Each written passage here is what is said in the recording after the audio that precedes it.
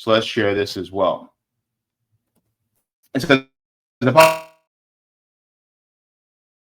population 85 with a median age of 46.8 years. This population is distributed across an area of 6.8 square miles, resulting in a population density of about 2,657 people per square mile. Pull out your calculators on your phone. So what we're going to do is we're going to do a little math problem. So I want you to take 400 million, divide that by 18,085. Got it? What'd you come up with? I came up with $22,117. $22,117 per person in this area. You mean to tell me that $22,000 per person, how much money would that have? How much of that 22,000 would help the people within this area, within this zip code, instead of putting LED lights on a stadium? There's a zip code in Orlando that is said to be one of the most economically displaced in Central Florida. The zip code is 32805. And therein exists a large population of people who are what I would consider to be working poor. Some people would think to themselves, like in the area, well, I'm not working poor. It's like, maybe yes, you are. You're not even middle class unless you make somewhere north of $120,000 a year. Like, you're not even middle class. And I say, but when it comes to priorities within this area, there is something out of whack within Orlando. Orlando is a blue city within a red state who are more in line with the Democrats than they're willing to admit, but the Democrats would rather Florida stay within Republican hands, because if the Democrats actually have Florida and Texas, for the most part, within their grasp, they would pretty much win every single election with the Electoral College. And then people would actually have to look at them and go, well, wait, you guys aren't actually providing the material benefits for us in order to be able to. Pressure will be on them. Anyways, there's a stadium that used to be called the original back then. Since then, it's changed names, and so now it is called Camping World Stadium. Now, this stadium has went through a series of upgrades over the years, and now they're looking to upgrade it even further. But the question is, like, how in the world are they upgrading that when this area that is surrounding it is still so economically displaced? Something that is constantly overlooked within the city, and it shouldn't be. So let's get into this.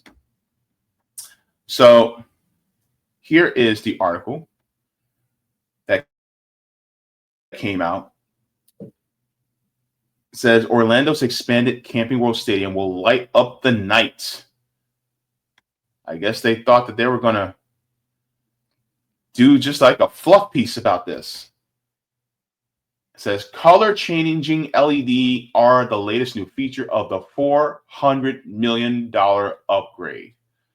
So this is the stadium, right? This isn't to build the stadium, y'all. This is just to upgrade the existing stadium. Upgrade, not build. $400 million.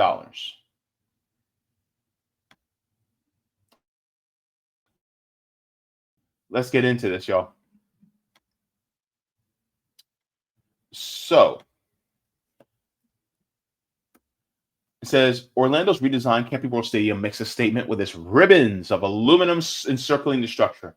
And the new lighting package is the exclamation point. DLR Group, led by architect Ryan Friedland, unveiled a new look at the $400 million project featuring color-changing LED lights during Thursday's meeting at the city's Appearance Review Board. The board unanimously approved the stadium's expansion, which is slated to begin in early 2026.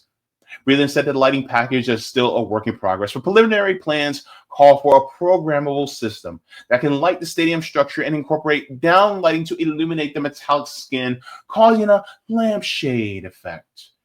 The architects will be required to file a new lighting and signage plan once the city secures a naming rights deal for the stadium. Camping World's contract expired in 2024. So here's another rendering of the stadium.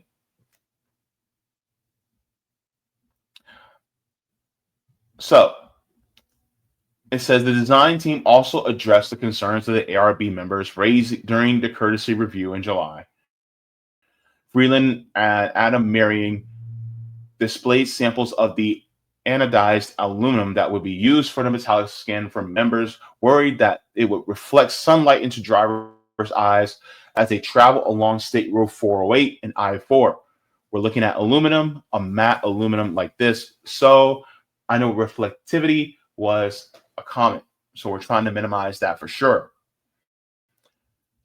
So it says others were concerned about the structural support beams for the new upper bowl would affect the streetscape along Church Street. The beams would reduce width of the sidewalk on Church Street to about 5 or 6 feet. But ARB director Richard Forbes said it wouldn't hinder pedestrian movement because the street will be closed off to traffic on days where there's an event at the stadium. Other components of the modernization project include new premium suites and amenities, updated building systems, code and fire safety updates to current standards, and retractable stage pocket, and a section of the south seating bowl to attract more and larger music events. Let's take a look here. It says include new premium suites and amenities. I find it interesting that they put that as the first thing.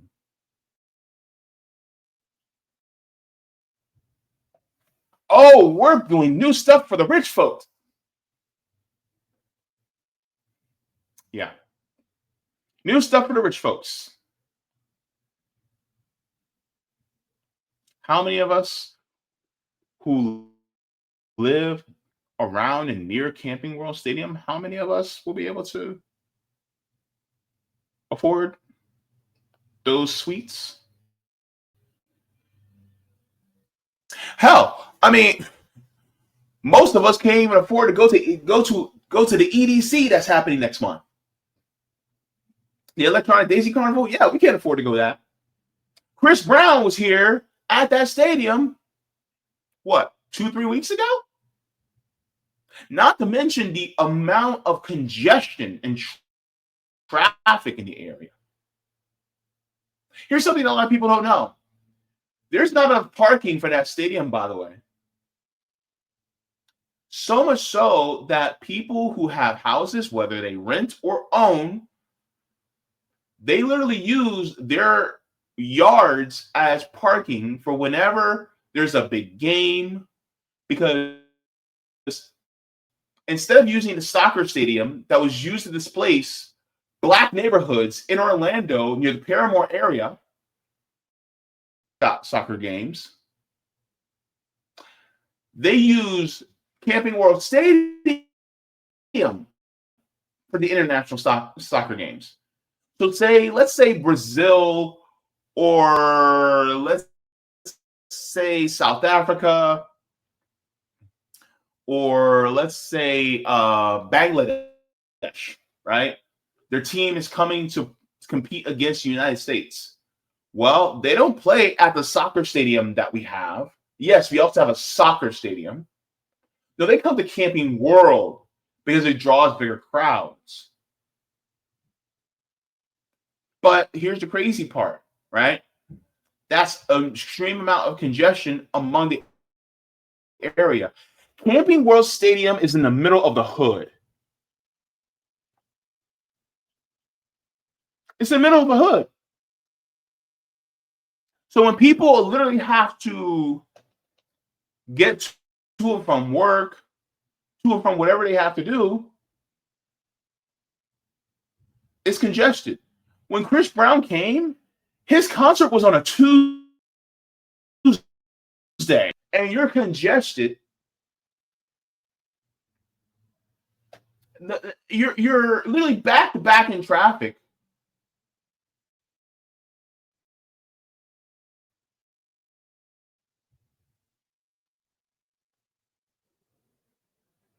And it's not even like you make enough money, so you're like, it's just, I just a little back up in traffic. I can sit here and wait. No, you've been working your behind off, probably working sometime on International Drive, making 16, 17 bucks an hour, can barely afford your rent that you can right now. You had to go to Texas Fried Chicken no. You couldn't even go to Texas Fried Chicken. You had to go to Church's Chicken over there right nearby because you can't afford Popeyes. You can't afford KFC, but you can definitely afford Church's. And so then guess what? By the time you get home, it's later than what you needed it to be. But then you got to take care of all your stuff with your family, and then you got to go to bed because you got to be back up in the morning. They gave you a closing shift tonight, but they gave you an opening shift tomorrow. And so this is the problem with having a stadium in the middle of this area. And here's the thought: they actually put it in Isleworth or Windermere or in Winter Park. If they did that, they would have a problem. Now, updating building systems, firing safety code standards, those things I don't have a problem with, because the thing is, people need to be safe whenever they go to these games. That's cool. But then a retractable stage pocket and a south section of the seating bowl to attract more and larger music events? I'm sorry. What the hell are you talking about? Last year, Rolling Stone was just here at that same stadium. The Stones. I bet you Beyonce can play at that stadium no problem. I bet you Taylor Swift, I bet you she can play at that stadium no problem. Why do we need to do that?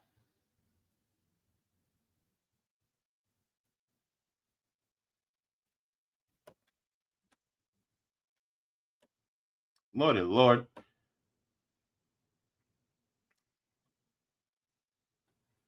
So here is another projection of what it's going to look like during the daytime.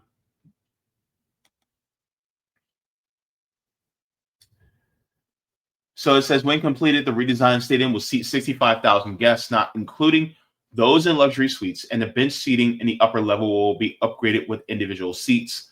Construction is expected to start early next year with a projected completion date of August of 2027. The timeline allows for potential hosting of the Jacksonville Jaguars for the 2027 to 2028 season, while their home stadium undergoes renovations. The project will be funded through the tourist development tax revenue generated by a 6% surcharge on hotel rooms and short-term rentals in Orange County. So, here's my question. That money is going to update a stadium that most people in this area, in this neighborhood, won't even be able to afford to go to.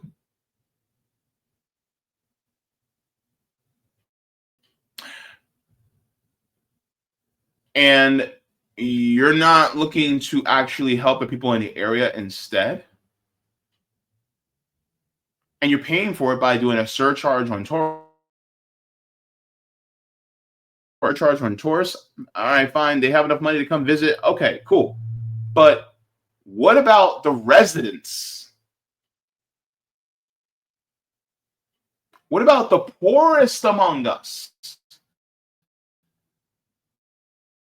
32805 is literally one of the most It is the most economically displaced area in Orlando.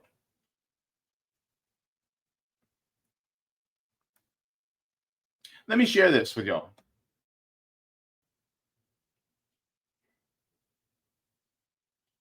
Because we do mutual aid out here.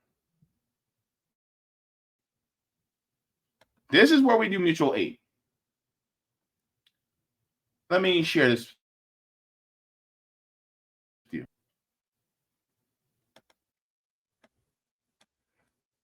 So this video is entitled Parramore, Florida, Orlando's most dangerous neighborhood. So let's get into it. Evidently, this is statistically the worst neighborhood in Orlando, just next to downtown.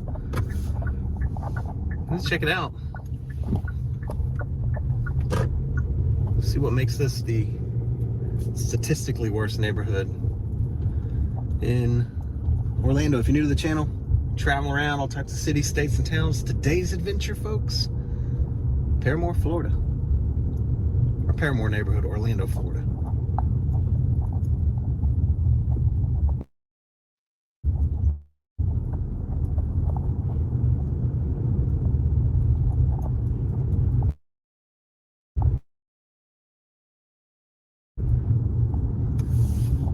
Coming on to Westmoreland.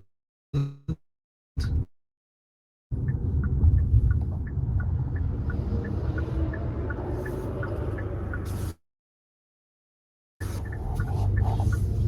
tell you one thing, Parramore's got the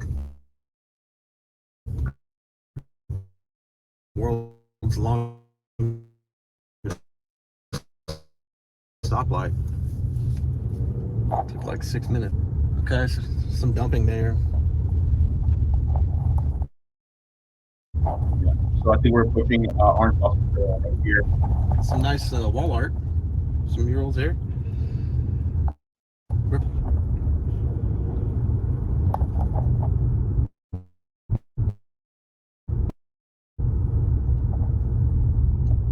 So yeah, this is the area. Coming up to Church Street. Yeah. So Church Street runs into Westmoreland. Camping World Stadium. So here, so if you were to make a right here, you would be on your way towards Camping World Stadium.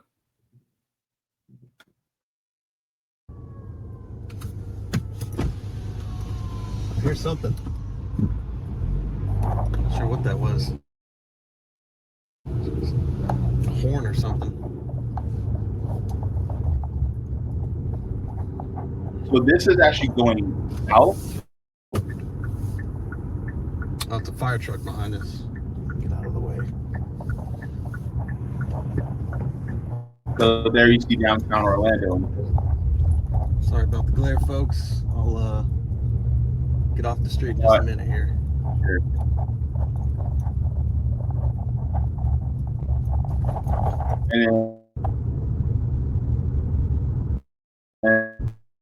And this is a historically Black neighborhood in downtown Orlando. Here's Parramore Avenue. And in fact, we actually did mutual aid. I think it was here. Going north. Yeah. Got some folks hanging Now, out. Down here at the very end of the street, that's the soccer stadium.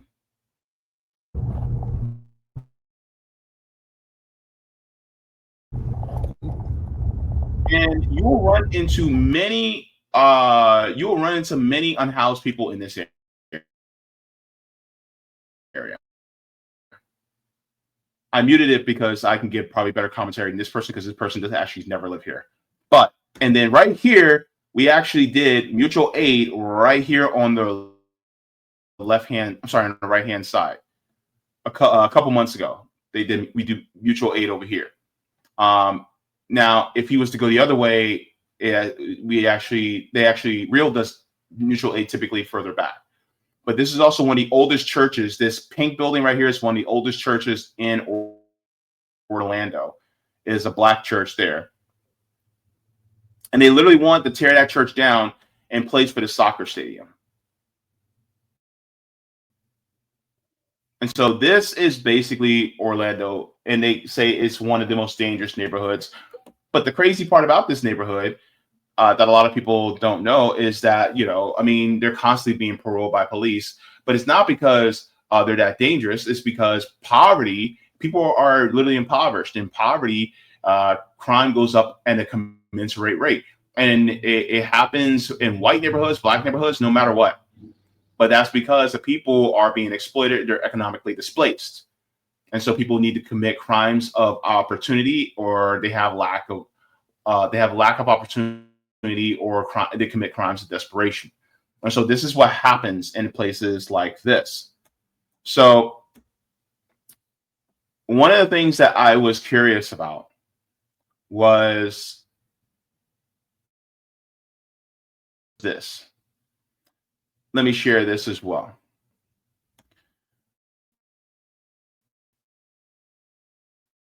I was figured 32805 by race. I know it's a predominantly black. Let's get into this, folks.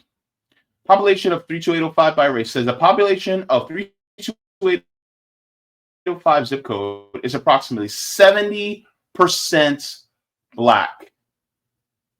70% of this zip code is black. 11% white, and 15% Hispanic, with the smaller populations for other races. The majority of the population is black, with about 71% identifying as black, followed by 15% Hispanic and 11% white. White is the minority in this area.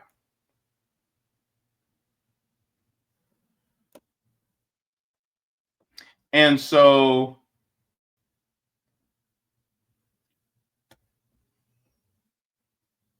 I'm sorry.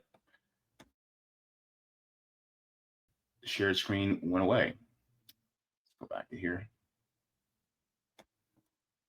So white is literally the minority of this population in this area. That's how many black people are in this area.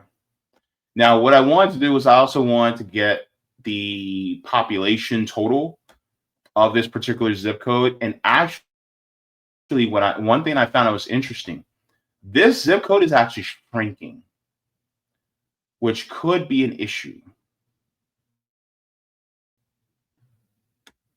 So let's share this as well. It's the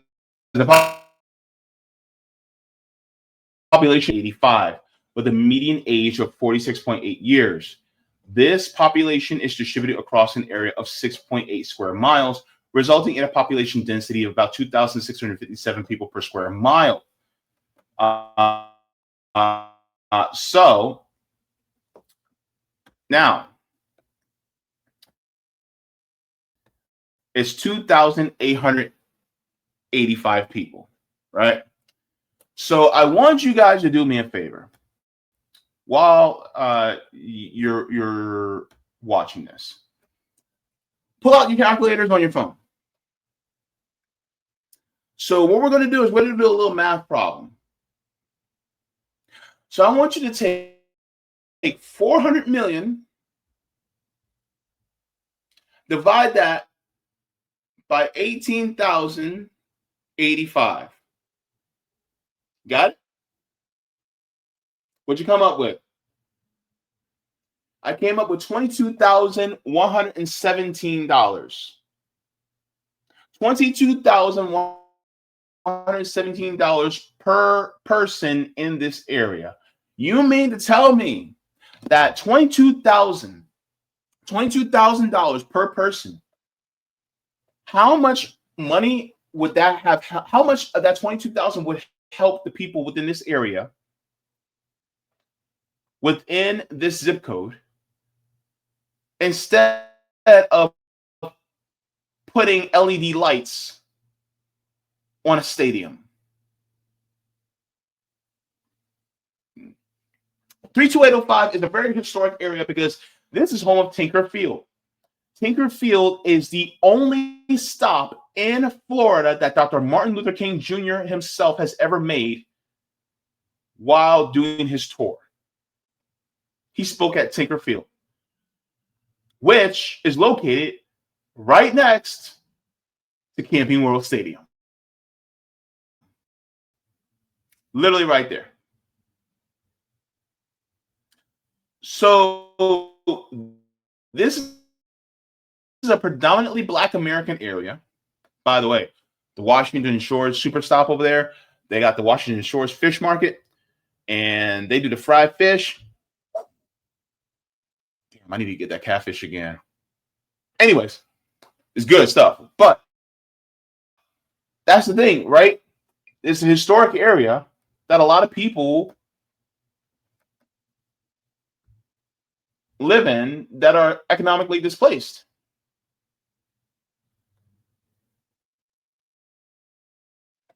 Now, this is why it is so important that we focus on building up the communities, because these communities,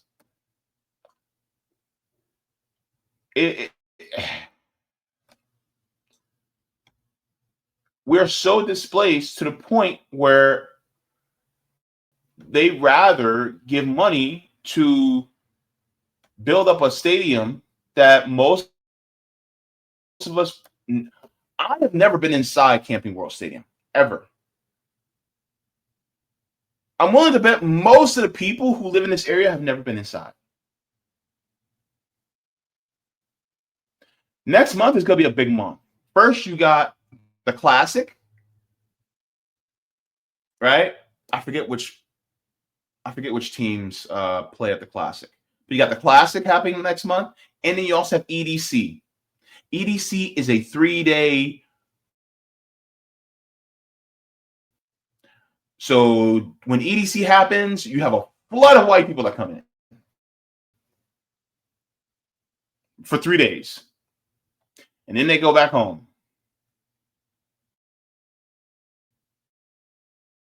Area. Most of that money goes towards the people who are the owners within the buildings, who own the concessions, who own the merchandise. Those are people who make most of the money. The people who own the stadium, those are people who own it. They're the ones that make most of the money. The teams and all that.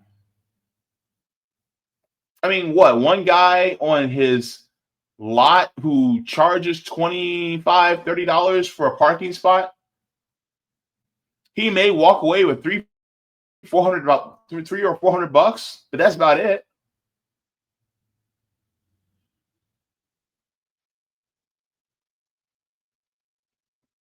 How much would $22,000 do for the people per person?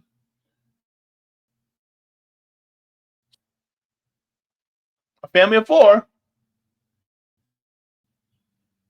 $22,000 per person. That's $88,000 for a household. $88,000 for a 4-family household. All that, they could have improved the entire area of this predominantly Black area, but they don't want to. And this is a Democrat city. So when people talk about, oh my God, the Republicans are so racist, well, y'all,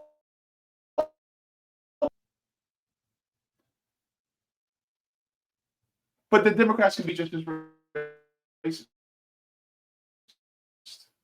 It's just theirs is more covert. So when it comes to actually helping the people materially, they only care about the aesthetics of the city. They only care about the aesthetics of an area. When it comes to the actual people who actually make this run, now, the priorities are completely out of whack.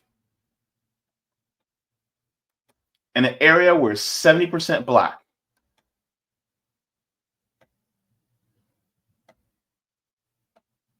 and so this is why it's so important for us to continue to, keep sounding out, especially about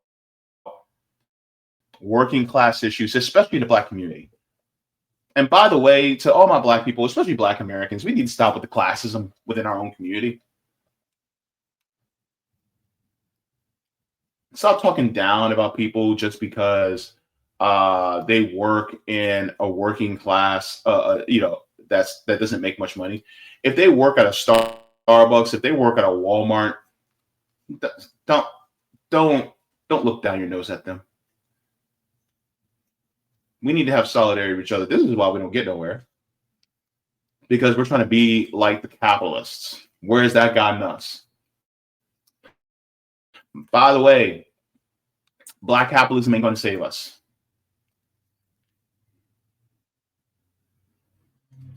If capitalism was going to save us, then it should have saved white people long before us. How many poor white folks are out there? So, that's my thing, man. So this is why we can't depend on this system. Buddy Dyer's been mayor for 22 years, dude. Democrat. 22 years as mayor. And how much improvement, how much real, tangible improvement has been done to the lives of the people living in 32805. By the way, this is Maxwell Frost's district.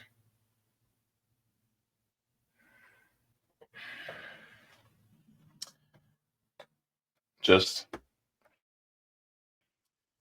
keep your eyes on the prize and do the best you can for everybody around you.